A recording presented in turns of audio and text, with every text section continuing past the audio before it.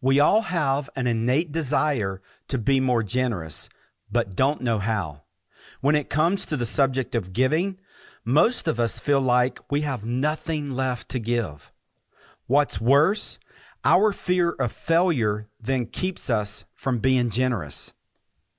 Unfortunately, most of us have no margin in our life for generosity. We are maxed out financially. We are already overbooked. It is all we can do to hold our own lives together. The Great Commission Jesus gives us in Matthew 28, verses 18 through 20, is our last priority. I know this from personal experience. If you have ever felt pressured to give, then you have been made to think that you are the giver and that giving depends on what you can produce. I know the frustration that comes from the endless sense that we ought to give more without a clear path of how to become more generous. I also know the fear that giving now could result in the humiliation of complete financial ruin later. But it doesn't have to be that way. In fact, through my own experiences, I know a better way. Through God's strategy of audacious generosity. But what does that mean?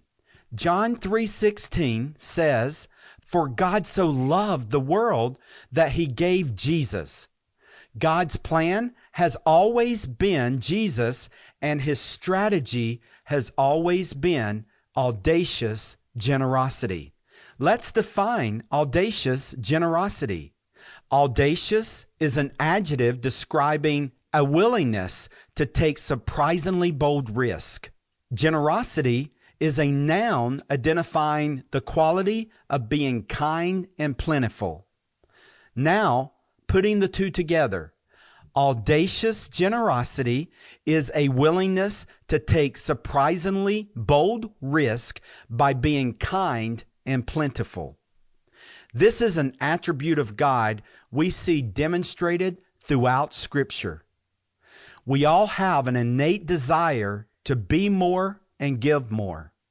We sincerely want to help other people to survive and thrive too. The problem is we have learned to avoid the subject of giving. Think about it.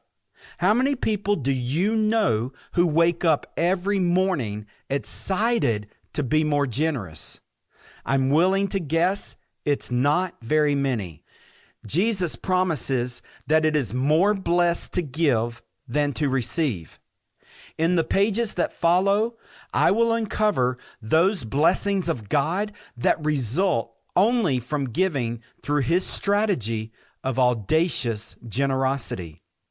This book will help you exchange any sense of pressure and regret for genuine confidence and satisfaction, and give you the real encouragement you need to live generously. Real encouragement. Encouragement is a noun describing the action of giving someone confidence. The word encourage comes from an old French word, encourager, meaning to make strong. Courage results in freedom, and when you combine courage and freedom, you get audacious generosity. I've allocated 2 whole chapters to courage.